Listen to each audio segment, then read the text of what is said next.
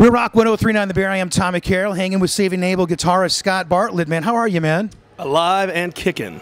Man, we're sitting back, we're talking, you're sharing all these great stories and stuff. You have a classical background in some of your guitar playing. Tell me a little bit about some of your training and how you wound up in Saving Abel. Well, it's crazy. I actually split from Baltimore, which is where I grew up, at 18, moved south to play and try to perfect Southern rock as best I could, which is what's interesting considering my whole band are from Memphis, Tennessee. And I'm probably more Southern rock than any of them because I went chasing it, you know what I mean? I mean, they might talk like this, you know, but I know a lot about the Allman Brothers Band, and that's really, you know, what I'm trying to give back to the community in Memphis, Tennessee, because it really shaped, ultimately starting with my classical guitar degree and composition degree, and trying to parlay that into a rock and roll career. And I was doing session work, and that's where I ran into a couple of the Saving Abel guys about 5 years ago. Southern rock, a couple of favorite bands here real quick. I know you already mentioned the Allman Brothers. You have to say Skynyrd. You just can't not say Skynyrd. Right. And then I really dig, I mean, on the new front, I would say people like Government Mule. Warren Haynes. I had him in the studio one day, and I just says, could you just please play some slide guitar and I'll shut up. He's got, and you know, he actually does most of it primarily in standard tuning, which is not oftenly done and executed perfectly by Warren Haynes. Yeah, the notes are great, but you know, I mean, you guys have had, I'll get back to Saving Abel for a minute, you guys have had a lot of success with your self-titled album. Talk about a little bit about Miss America, man. I mean, The Sex Is Good has been rocking us here in the Bend, but you talk a little bit about, you know, the album and what went into it. We really feel like we developed our sound. You know, Addicted was the first single that we released off of our last album, but it was also the last song that we wrote. And like I said, we formed the band together. We didn't even know each other that well when we formed it. It was kind of like, you know, we didn't have a band name, and we all met and just kind of jived. And so we went with it, and we developed our sound. We really felt like Addicted was the direction we wanted to go, and obviously the public dug it. So we revisited why it was that way, and you know, it's that heavy mid-tempo kind of thing. And so we really tried to pay attention to that, you know, because we want to give the listeners what they want without, you know, compromising our musicality. And so I think we really achieved that with this record. You know, we wrote songs from the heart, from us as a band, but that we feel like are palatable to an audience. You know, I was coming by the dressing room and I heard you playing. Tell me a little bit about this sweet guitar you got here.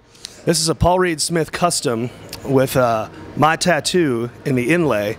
If you look close, it's conceptualized behind. I have a clothing line called Tatco, which means the artist tattoo company, and basically I take my tattoos. Like I have soul right there, not because I'm deep, dark, and mysterious, because I live in Memphis, Tennessee. You gotta have some soul. Birthplace of soul. So I took that tattoo and I put it on the back of my coat. Nice. See that or not? But I applied the same principle to this Brazilian rosewood fretboard with PRS, and I worked really closely with them for about 14 months, and we made it happen. I'm a big fan of the PRS guitar myself, and I like the single cuts, but when I saw that hollow body, it goes, oh, what's that? That neck, dude. Okay, let me check this. With it. Yeah. Well, you got that all that lacquer's gone, isn't it? Yeah. That's nice. Lemon oil on it. So. That's beautiful, though, man. Thank you. That's sweet. It's also good, you know, I'm a 230-pound mammal, so to have the bigger-bodied guitar so it doesn't look like a ukulele on me is a good thing. I know, he is a big guy. I was like, I don't want to make this guy mad. He's going to wrench me or something. But, you know, you guys have had a lot of great success. And like I said, the new single, Sex Is Good, just doing great for us. You know, when you guys go into a record, are you guys writing a bunch of songs before you go in? Or what is your method for, say, this is what we want to send to the producer? Or what is your method of lining it up for the record and what's going to make it and what's not going to make it? I'm pretty proud to say that we don't really end up with too many B-sides. We wrote this record from the road. I'd say we ultimately only spent about 12 days in the studio cutting it. We only wrote 7 songs that did not make the album. Wow. So I think we're getting good at songwriting, dude. Well, with your experience in the studio, you bring a lot more to the table. From doing your first album with this band, I'm sure there were demos leading up to that, but what was it different about going into your first album to this second album? Because, I mean, I'm sure you've learned a lot. You're out on the road writing. You've got a game plan, especially when you go in and you say you knock this thing out in 12 days.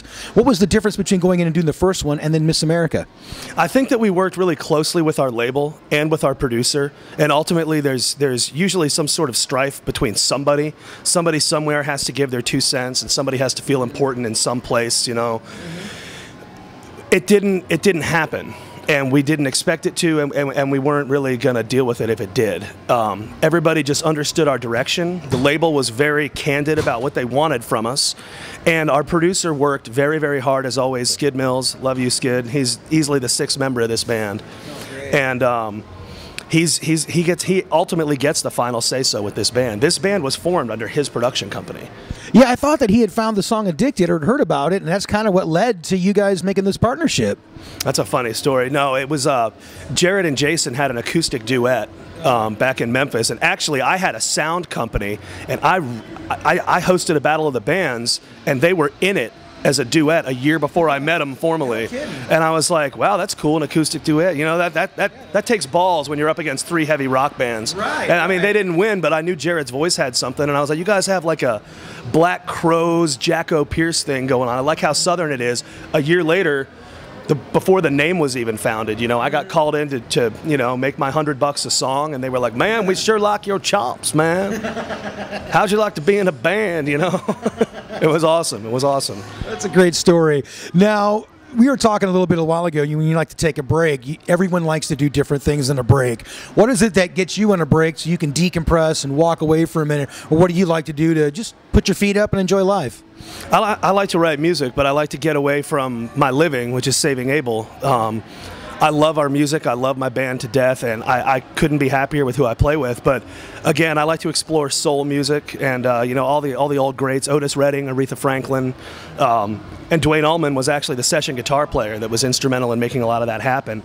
And I recently cut a song straight to vinyl back in Memphis, Tennessee. Yeah, you were telling me about that. Talk a little bit about that story. That's a great story, especially for you up-and-coming bands want a little musical history. This doesn't happen every day. Well, it didn't used to be where everything was so digital. It used to be where you didn't rely on computers. You had to actually know how to play your instrument. And you got, you know, what came out of Memphis that was so special was that you had this house band feel. Everybody just listened to each other and realized it wasn't about them just kind of like trying to, you know, show off their stuff. It was about playing off of each other and being a part of something bigger. And I wanted to revisit that concept, so I cut a song that I wrote called "The Road," which is actually about living life on the road, and it's kind of a ballad, but you know, a mid-tempo Southern rocker, and it's kind of soul-based as well. I figured where better to cut it than in Memphis, while resurrecting the vinyl technology with producer Jeff Powell. So maybe I'll release that sometime here when I get off the road next time. Well, I look forward to hearing that. And I tell you what, Scott from Saving Abel, thank you so much. Thanks for being so generous with your time, and you have a great show and great success, and we'll probably see you down at Rock on the Range. Drill Rock 103.9 The Bear. Woo!